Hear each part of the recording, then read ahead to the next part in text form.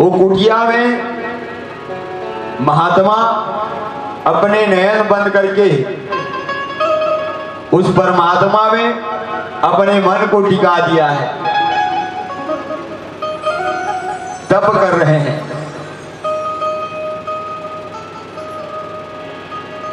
ये श्रृंगी है। और आया राजा परीक्षित, आकर के देखा कुटिया में, इधर उधर चिल्लाने लग गए और कहने लग गया, अरे मैं राजा हूं और राजा का अपमान हो रहा है।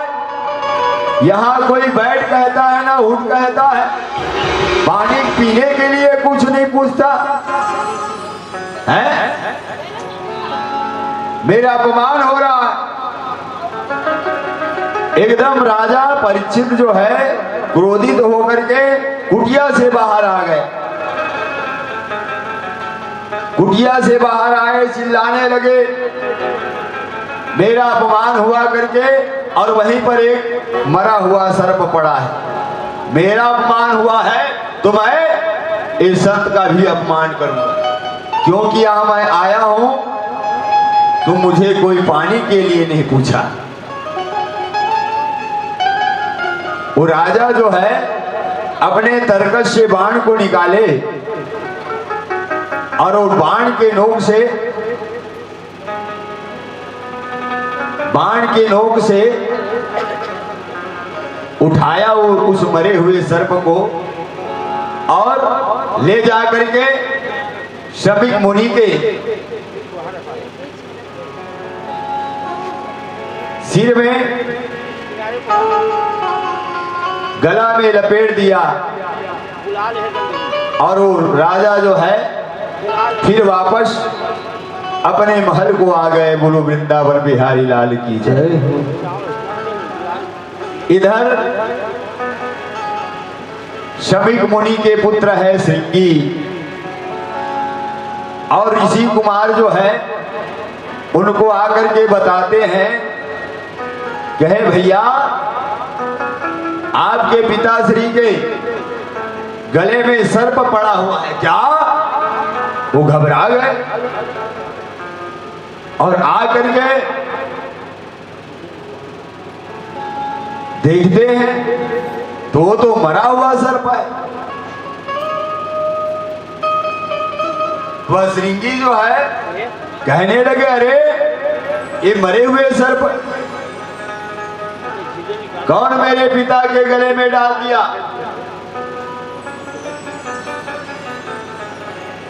तो बताए वो राजा है, राजा जी आए थे। अच्छा, राजा भी ऐसे कर्म करने लग गए? वो राजा उनको हम बनाए हैं, और वो राजा को चाहिए कि वो ब्राह्मण के घर में आकर के पहरेदारी करे, तभी वो राजा है। और राजा जो है ब्राह्मण का अपमान करता है। आज मैं उस राजा को उनके करने का मजा चखाता हूं। चलो, सभी ऋषि कुमारों को लेकर के सरस्वती नदी में प्रवेश कर गया, और उसी नदी के जल को अपने हाथ में अंजलि में जल लेकर के अपने वाणी रूपी वज्र का वह प्रयोग करते हैं। कहे, ये राजा परीक्षित, कुलाकार परीक्षित, मेरे पिता का अपमान किया, ऐसा करके उसने मर्यादा को उल्लंघन किया है, और मैं मर्यादा के उल्लंघन करने वाले उस परीक्षित को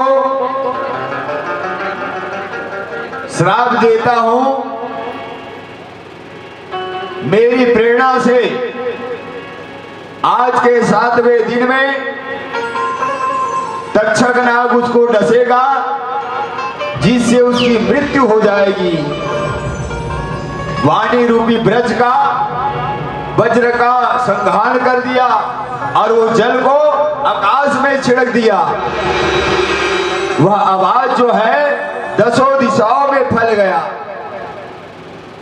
राजा परीक्षित जो है अपने महल में आते हैं, अपने ताज को उतारा और सोचने लग गया, क्या अरे मैं ब्राह्मण का अपमान किया, संत का अपमान किया, बहुत बड़ा गलत किया। राजा पश्चाताप करने लग गए। मैं निंदित कर्म किया, ऐसे सोच रहे हैं कि वो आवाज जो है जब 10 दिशाओं में सुनाई दिया और राजा परीक्षित को पता चला कि आज के 7वें दिन में तक्षक नाग राजा परीक्षित को डसेगा, जिससे उसकी मृत्यु होगी। राजा परीक्षित कहता है, ठीक हुआ, मैं कर्म किया, उसका फल मुझे मिला। और राजा परीक्षित जो है कहता है, अब मेरा कर्म पूर्ण हो गया। तो क्या किया राजा परीक्षित? अनशन व्रत को धारण कर लिए, अनशन व्रत को धारण किए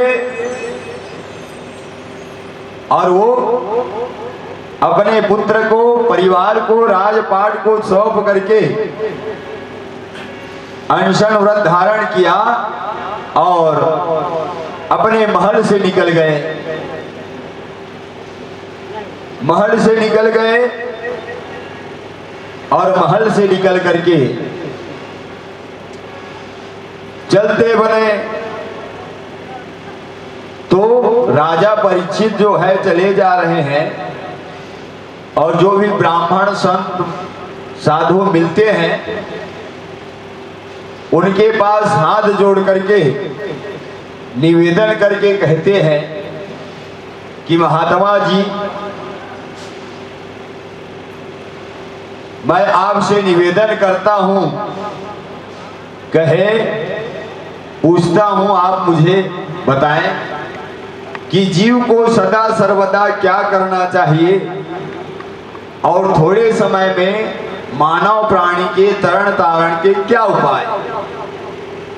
7 दिन बचा है ना? तो ये प्रश्न को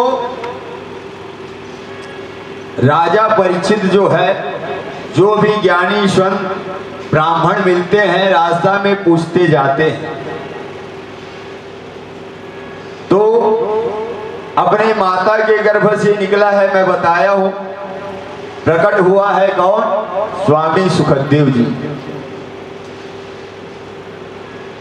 का मुलाकात गुरुदेव नारद जी के साथ में हो गया। तो गुरुदेव नारद जी जो है स्वामी सुखदेव जी से कहते हैं कि संत जी, आपके लिए सुंदर सभा जो है वो गंगा तट में लगा हुआ है, संत समागम हो रहा है। क्या?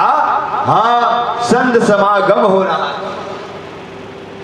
वहां चलने से आनंद मिलेगी। ऐसे? हाँ। और वही गंगा तट कौन जा रहा है? राजा परीक्षित।